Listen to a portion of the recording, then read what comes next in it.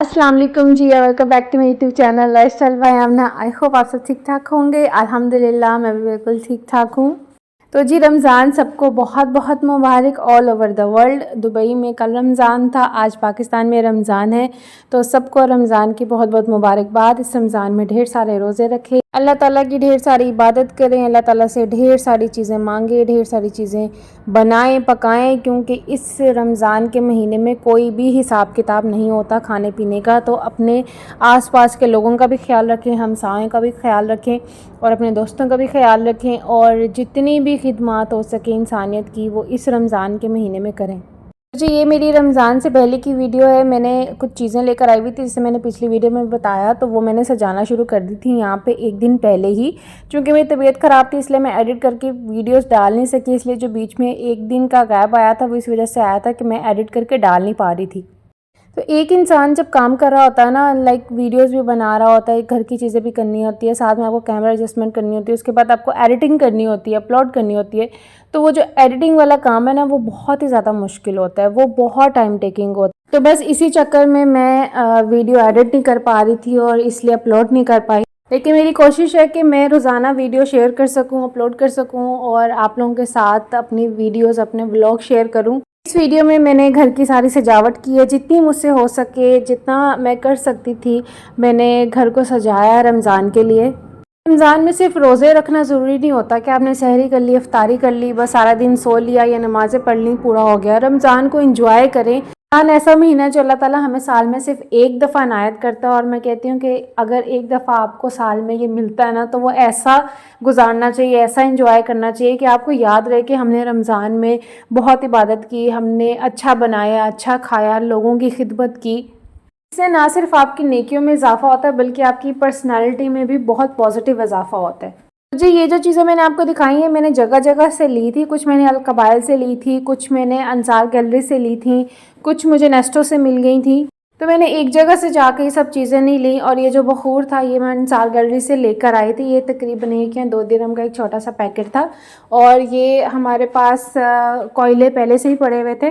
वो मुझे अक्सर यूज़ करने होते हैं किसी डिश में चिकन की। सो मैंने उसको पहले गर्म किया और उसमें फिर बखूर डाला।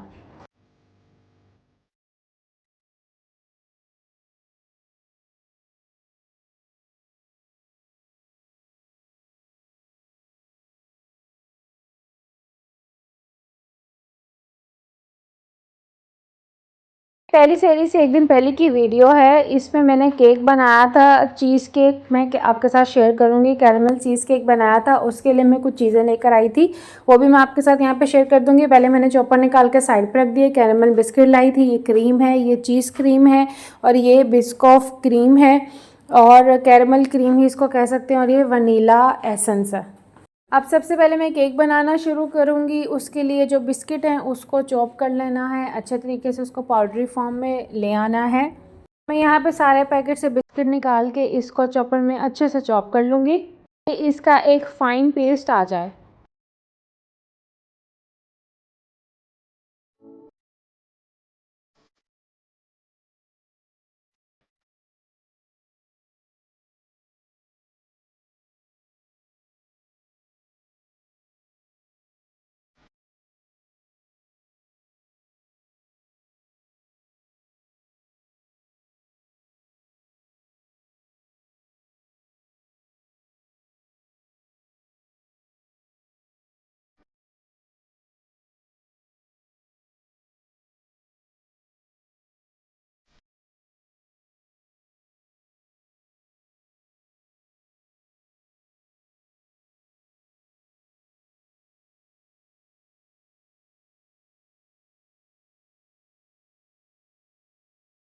अब मैंने एक जगह पे निकाल दिया है सारा बिस्किट पाउडर, और इसके ऊपर मैं मेल्टेड बटर डाल रही हूँ। तकरीबन 2 से 3 चम्मच है।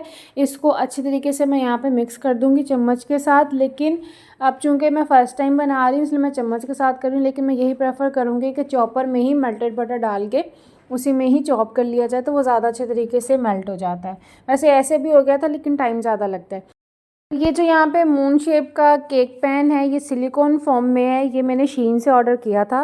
स्पेशली मैंने इसी के लिए ऑर्डर किया था कि मैं ये वाला केक बनाऊंगी, बहुत पहले से मेरे माइंड में था। मैं इसे ऊपर से चम्मच से अच्छे तरीके से स्मूथ कर लूँगी और तकरीबन 30 मिनट्स के लिए इसको मैं फ्रिज में रख दूँगी। अब इसके ऊपर डालने के लिए जो सेकंड लेयर होगी उसमें कैरामल क्रीम का पेस्ट बनाना है। उसके लिए मैं यहाँ पे क्रीम चीज़ ले रही हूँ। मैंने यहाँ पे 1 कप क्रीम चीज़ ली है और आधा कप मैं यहाँ पे लूँगी लोटस का ये क्रीमी स्प्रेड और इसमें डालूँगी मैं 1 टीस्पून वनीला एसेंस और तकरीबन 1 चुटकी नमक। 1 चुटकी नमक की कीमत बहुत है इस केक में, तो 1 चुटकी नमक ही डालना है। उसके बाद मैं इसको अच्छे से मिक्स कर दूँगी।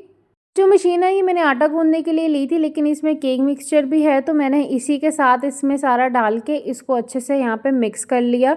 And I am not very much satisfied with this machine, लेकिन सही है, गुजारा है। हैंड मिक्सचर जो होता है ना उसमें आपकी ग्रिप होती है तो वो आप अच्छे तरीके से देख लेते हो कि मैंने कितना मिक्स किया है, लेकिन ठीक है, मुझे ये स्टफिंग भी ठीक लगी इतनी, but I am not very much satisfied, but it's good.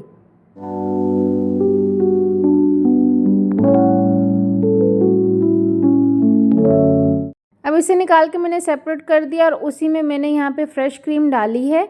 मेरे पास 2 डब्बे थे फ्रेश क्रीम के और मैंने 1.5 डाले हैं। और यहाँ पे मेरे पास आइसिंग शुगर नहीं मिली मुझे नेस्टो से, तो जो मेरे पास शुगर थी मैंने उसी को सारा ग्राइंड कर लिया और वो आइसिंग शुगर में ही मुझे मिल गई। तो इसलिए फिर मैंने वो अलहदा से एक डब्बे में डाल के रख दी कि जब मुझे आइसिंग शुगर की ज़रूरत पड़ेगी तो फिर मैं उसका यूज़ करूँगी। आइसिंग शुगर बेसिकली बारीक शुगर होती है, उसको कहते हैं कि चीनी चीनी के दाने नज़र नहीं आते, वो जल्दी से घुल जाती है। तो उसके मैंने 2 चम्मच भर के डाले और इस पेस्ट को मैंने फिर अच्छे तरीके से हाथ से ही मिक्स कर लिया सारा।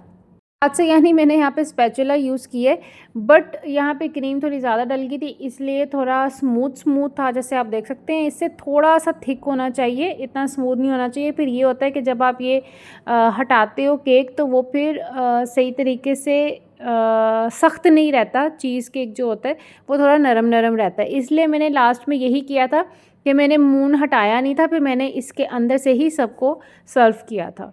चम्मच के साथ मैं इसको बिल्कुल इवन टोन कर लूँगी। और फिर ये मैं बना रही थी चूँकि रात को, तो ये मैंने रख दिया था ओवरनाइट, फ्रिज में रखा था। और अगर रात को नहीं बना के रखना, दिन में रखना है तो फिर इसको फ्रीज़र में आधे घंटे के लिए और फ्रिज में मैंने रख दिया था, ओवरनाइट रखा था। उसके बाद मैंने यहाँ पे ये लोटस स्प्रेड लिया है, तकरीबन 2-2.5 चम्मच लिए थे, उसको मैंने माइक्रोवेव किया, वो सारा पिघल गया। अब इसके ऊपर ही मैं केक के ऊपर इसकी लेयरिंग कर दूँगी।